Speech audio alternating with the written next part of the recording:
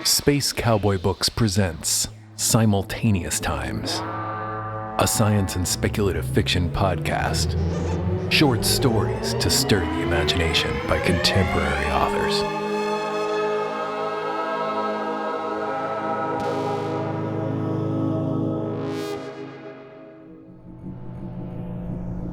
Plucking Flowers from My Garden of Poison by Renan by Bernardo, with music by TSG, read by Jenna Hanchey.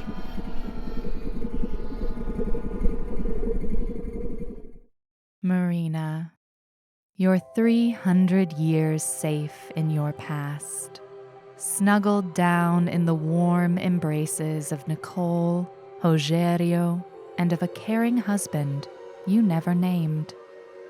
But you talk to me, you teach me, you make me want things. Mostly, you make me miss things I never had. And all I ask, knowing my voice will never course down through time, is, who are you? Every day I turn to my pod garden and pray for an answer. It's a sterile garden, as most things in our lives. No flowers. No one expects them. The land is barren and fractured. The air weighty with the grimy particulates we breathe. The horizon a fog stained by our humpy shadows working the fields, sucking whatever we can from them. The only things I grow are the seeds of the past, the memories of you. Typing the right commands on my terminal, I unearth the pods your people left behind. Gourd-sized time capsules buried deep in the ground, perhaps in the ruins of your freshly aired cities, or in the long-forgotten corners of your buried homes. It's to you I owe the bare thread of happiness I still have, underneath the dim, flickering lights of my crooked farmhouse, built in soot-blackened brickwork. In the waking hours of the night, I whisper your name, waiting for you to mutter mine back.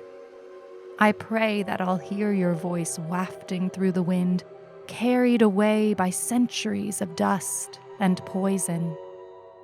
You'll stretch your hand to me, for me, a tunnel to your present, bringing me an opportunity to breathe the life you've breathed.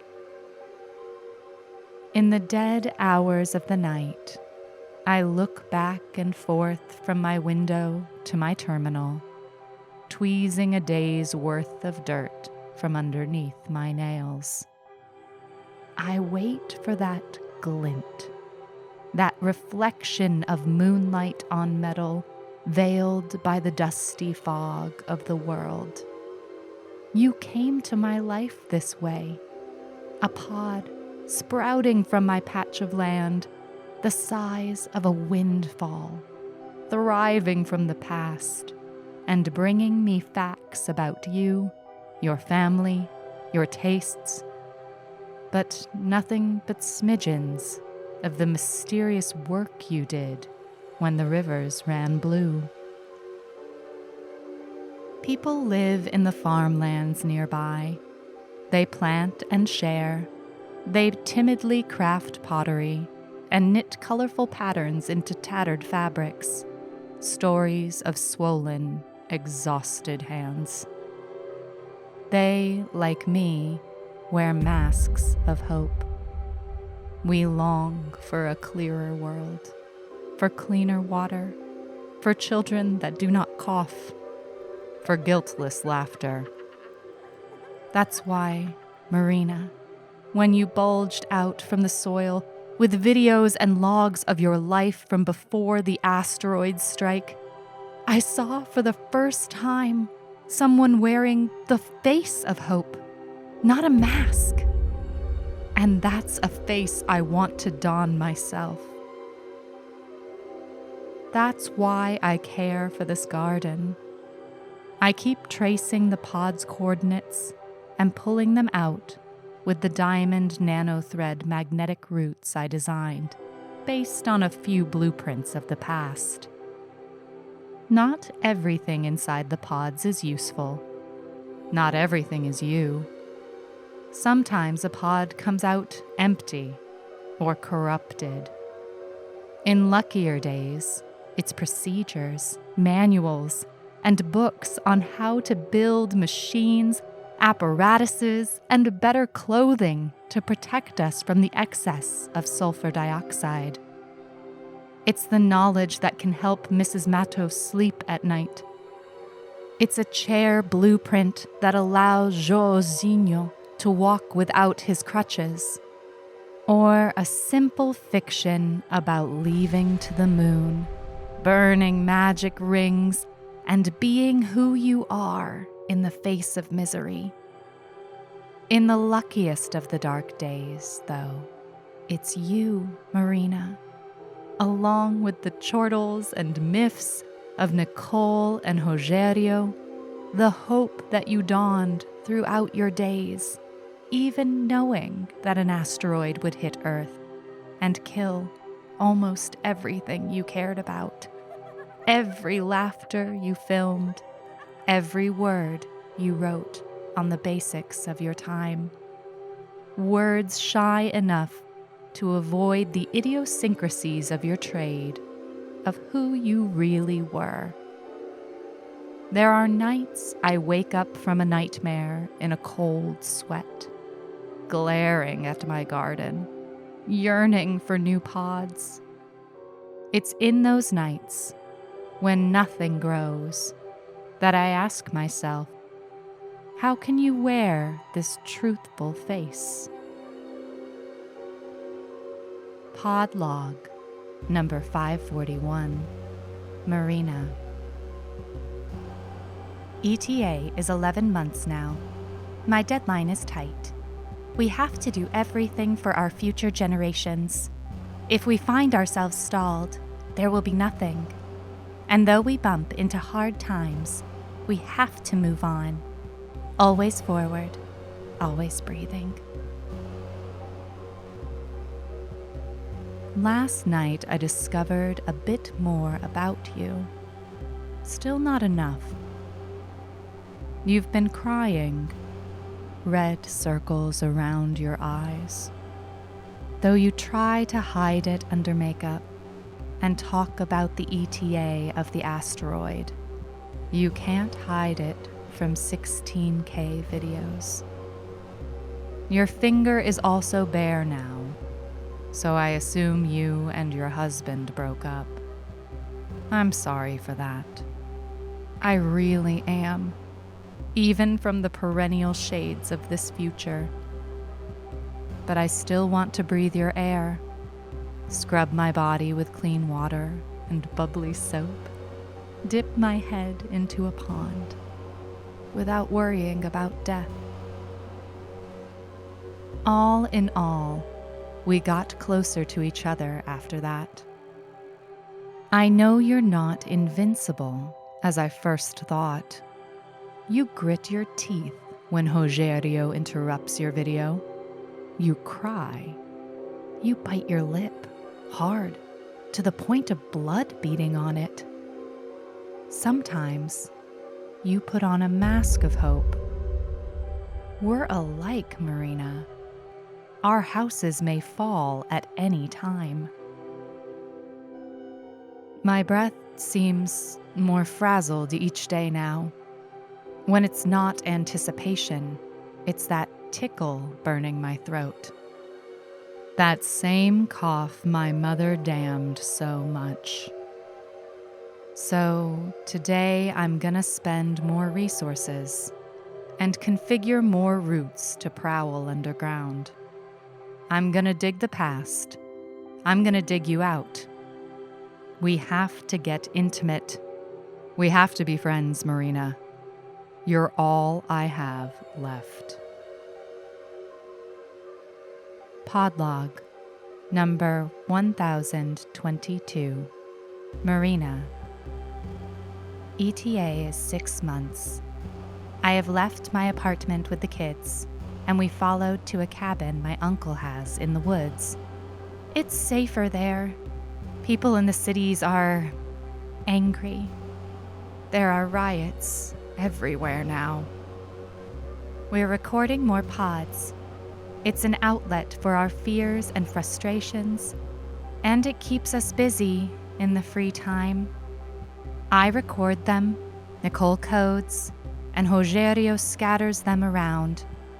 We hope someone puts them to good use in the future, even if it's as a remembrance of our days. Here in the farmlands, the sun has always been like a blurry red blob in the sky. Today, it is a bit more like yours. When I woke up, I stared at it until my eyes hurt and wet, hiding the tears, my mouth open as if I can suck in any air that's still worth breathing. Mrs. Matos is dead. Lung fibrosis. At least she has surpassed the fabled 40 years. We burned her body and got back to our businesses while the fog creeped over the sun once more. Too much to do. When you're surviving, you get busy or you die. As the fog enshrouded the sun again, I harvested potatoes and turnips and packed some of them for the neighbors that aren't able to work. Joãozinho, Liana Costa, Lucia da Silva, and Mrs. Matos. Old habits die hard. I think some of them never die. I still dust Mom's bedroom, even though its sole inhabitants are roaches. Come sweat, come night. Darkness and the heavy smell of air besiege me. I sit in front of my terminal, throat whistling involuntarily, and stare at the background picture of your family. I try to keep my eyes open. If I close them, I see the sun. I see Mrs. Matos's face. If I close them, I see that even in death, the mask of hope didn't slip off her face. My terminal beeps.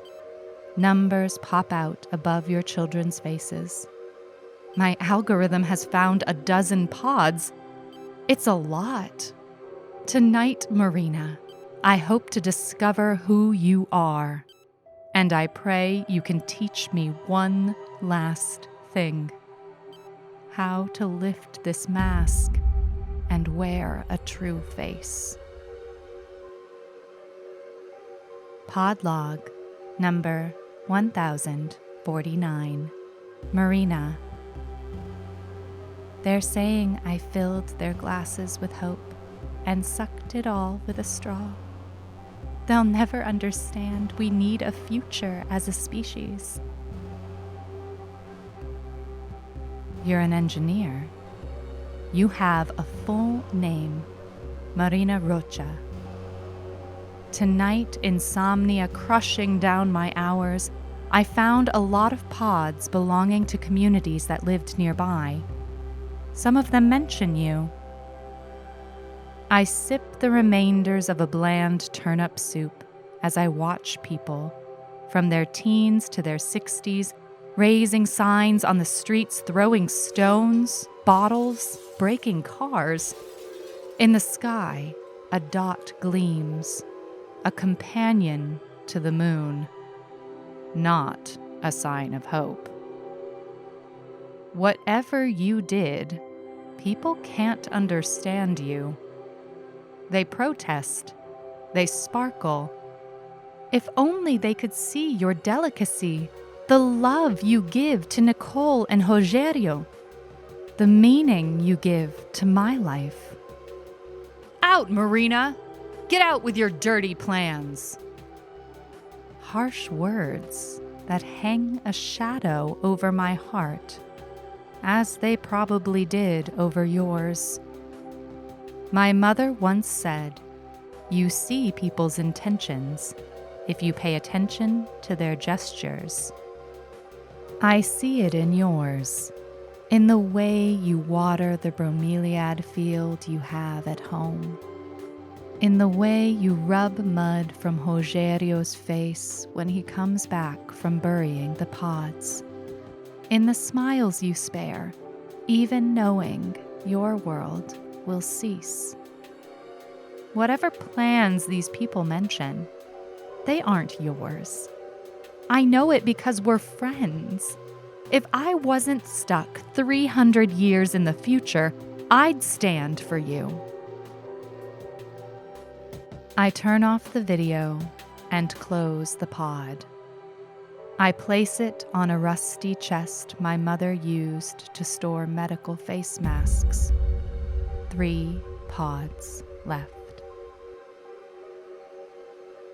Pod log number 1069, Marina.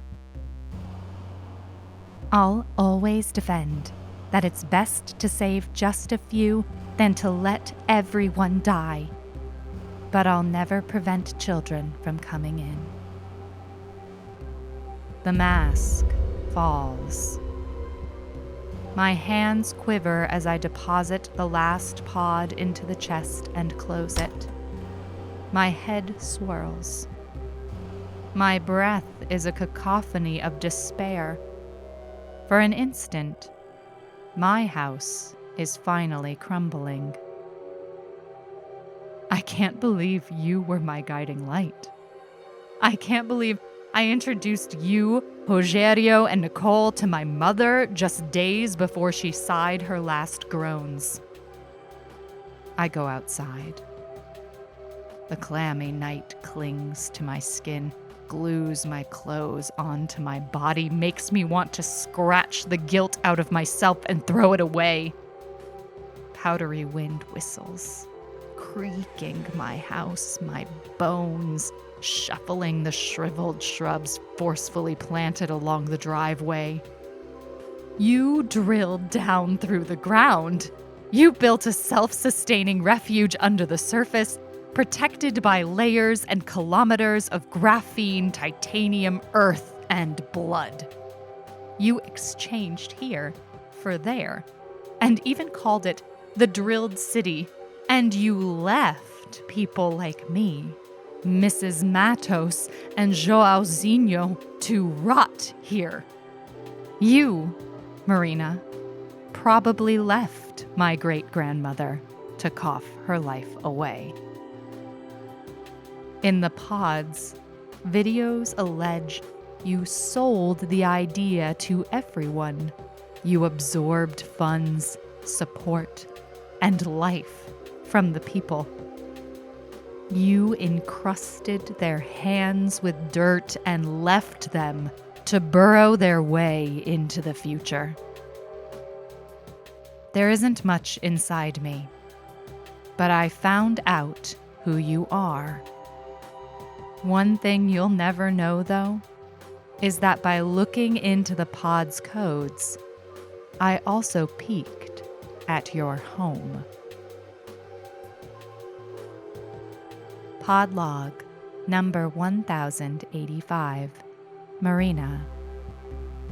The Drilled City is infallible. It will stand as a bastion of humankind for generations to come. We've installed a DNA verifier to know who are its citizens and avoid rebellions and invasions from up there. We'll know it will happen for a while, but according to our calculations, the surface will be mostly uninhabitable in 4 years. This is a depressing decision, but one we have to make. My mother used to say, passion comes in streams, love in drops. The same is true for anger and hate. Seeing without the mask is like seeing another world. Harsher, grayer, truer. Today, Marina, the sun is a blob, the only way it will ever be. Shivering in a cold sweat, wheezing, I type at my terminal while it silently follows the drilled city's coordinates. Your legacy, your offspring. My titanium roots, drenched in the dirt of our hands, swing underground, skulking for your selective salvation module. There are things we all learned up here, even before we had access to your books. Toxicity, acidity, gases, poisoning. How things kill. We've had to learn to survive. And we also learned that, at times, surviving means taking. Now we're both without our masks. I've put all this knowledge in the tips of my roots, and all throughout their lengthy stalks. Kilometers of death. Today, Marina, instead of reaping the fields, I'm planting a tree.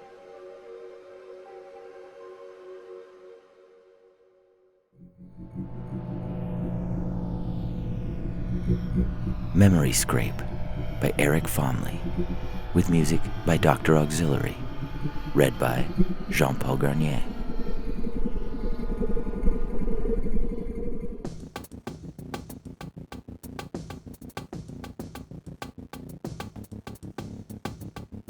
I maneuver through the tangle of dancing bodies at Zoe's nightclub towards the back, where the real action is. The air is a smog from vapor pipes, swirling with half-naked performing hollows, and enough toxin nanodrones to light up anyone's nerves like December 25th. But those aren't the sort of highs I'm looking for. I need something to help me forget. The bouncer that stands in the back is juiced with steroid mods. His corded arms swirl with a dragon hollow tat that breathes across his chest every few seconds. One frowning look at me, and he steps aside and lets me through. I try to ignore the pain of guilt it makes me feel to be recognized. I've done this a dozen times before, at least. I slid hard after Alicia broke up with me. And this kind of hit is hard to quit. In the back room are a bunch of private boxes, each with a couch to kick back and enjoy whatever virtual fantasy a fucked up mind can concoct. I head straight for the one in the back, knocking twice before the door slides open for me. My memory dealer is sitting on the couch, legs propped up on a small table with a half glass of whiskey. She's taking a pull on a vapor pipe as she looks at me. Her yellow ocular implants are snake-like in the low, pinkish light. Here for another hit, she says. It's not lost on me that she doesn't phrase it like a question. She knows she has her hooks in me.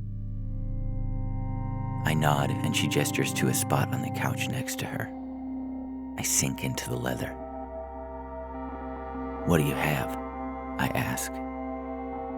She reaches into her leather jacket and produces a chip, handing it absently to me. I slide it into the port under my right ear. A menu appears on my display. 31 memories to choose from this time. The selection is a broad assortment of adrenaline rushes, sexual encounters, and romantic nights. Each memory is real, scraped from someone's skull. The chip is almost like a virus as it takes over your nervous system, and you see and feel the memory. It's what makes them so powerful, so addicting, so illegal. I would never have started if I didn't hit rock bottom so hard after Alicia. Sometimes you give someone everything you have to give, and it's not enough to keep them loyal. to keep them loving you as much as you love them. The thoughts still sting, still wrench my guts in an iron fist. One of the memories catches my eye, the slow, romantic kind of night I was always fond of with Alicia. The kind of night that makes you feel like you and this other person are it for each other, like there's no one else in the world. Find something? My dealer asks. Yeah, I think I want to go with 17. I eject the chip and hand it back to her. She smiles, her silver teeth glinting. A delicate choice, 400 cred. My heart sinks. I check my cred balance in my display. Even if I skip paying rent until the next check, I don't have enough to cover that. What's the matter? Her snake eyes seem to burn brighter. Can't afford it? I can give you half. I only take payments in full. I chew the inside of my lip. I'd hate to walk out of here without the memory. My body starves for it. The electric feeling of someone else's emotions, passion, feelings, thoughts, the whole nine. There are, of course, alternative methods of pay, she says. There's a hunger in her gaze, a burning ferocity. I don't remember my previous transactions with her, only the memories I experienced. She wipes our interactions clean from my thoughts. Less leverage, I guess, in case the cops ever come calling. Whatever the alternatives are, I don't remember. Alternatives? I'm talking about a memory scrape. You give me something good, and I'll let you have this one at a very generous price. Ah, of course. Scrapes were how she got her product. What each of the 31 memories she had came from. I give her a memory. She takes it completely. But I get to have the hit I crave. Okay, I say. But I don't know if I have anything you want. You'd be surprised what people are into. Any moment where you felt alive, had your blood pumping, or had a spicy encounter. It doesn't take much, but the feeling of being on top of the world. Have you ever felt something like that? I rack my brain. It's been a long time since I've done anything adrenaline-inducing. Sure, I've had romantic nights and spicy encounters over the course of my life, but those memories have faded. I haven't done anything since being with Alicia. I used to go to the hollow scream parks back in the day. Plenty of jump scares, got my blood going. She frowns. Not the sort of thing my typical client is into. Anything else? I once met Jimmy Silverspar in the flesh. She looks bored. How about something of a romantic nature? Maybe someone you were intensely in love with, an evening with them? It was the sort of thing I was trying to buy. A memory of one of the nights that felt wholesome and complete with Alicia. It's why this sort of thing was illegal. I'd be selling a night with her, a burning, passionate memory. Something to make the next person feel alive with. She has a knowing look on her face, like it's a game she's been playing the whole time. The inevitable conclusion my hits have led to. How many other times have I given her my memories with Alicia? How many holes did I have when remembering her and I's relationship? The thought chills me, but the headache is still so raw. It pulls me down every day, every thought. I wish things could have been different. But is it worth it to give it up? They're some of my fondest memories, even if the relationship didn't end the way I wanted. I recently had a breakup with someone who I loved deeply, who I still love, I mean. I'm not sure I want to give those memories up quite yet. She takes another pull on her vapor pipe. The smoke billows out of her mouth like dragon's breath. She hurt you? She says it flat, direct. I can see it on your face. I've seen it every day you walked in here. So she has wanted those memories. Yeah, it's very raw. Love like that doesn't come often. It doesn't fade easily. But give me one of your best dates with her, and I'll give you 2 hits on the house. The memories of real love are potent, some of my best product. Also, the perfect gateway for the next person, I think. But 2 memories for the price of 1? That's a generous offer. I can already feel the giddy tingling of the night I want to have. The electric vibes. The sting will go away, she continues. But give me one of the best memories you have, and how great things were will start to fade from your mind. Your heart will feel better faster. You'll start to heal. She's buying my happiness to dull my pain. But do I want to give it up, even for 2 great new memories with people I don't actually know? I suck in a deep breath. The flavor of her vapor pipe tastes like sour candy. Have I given you some of them before? She lays back. The last 3 times. Damn. 3 memories with Alicia gone. And I'm still in pain. But maybe she's right. Maybe this is the best way to get over her.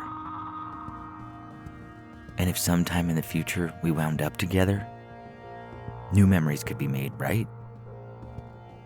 Was it even worth hanging on to? My past self seems to think it's okay to let them go. Okay, I say at last. I'll do it. She plugs the chip into her head, closes her eyes. A few moments later, she ejects it and hands it to me. It's ready. All you have to do is plug in and remember. The memory and all surrounding feelings will be captured from the memory you choose. The subconscious captures most of it, even if you think you don't remember details like that. I slide the chip into my head and think of the best night I had with Alicia. The best one I can still remember anyway. I hope the memories I get in return for this one can be as sweet and wholesome. All I want is to be happy. At least for tonight, I think it's a good trade. Tomorrow, I won't even remember what I lost.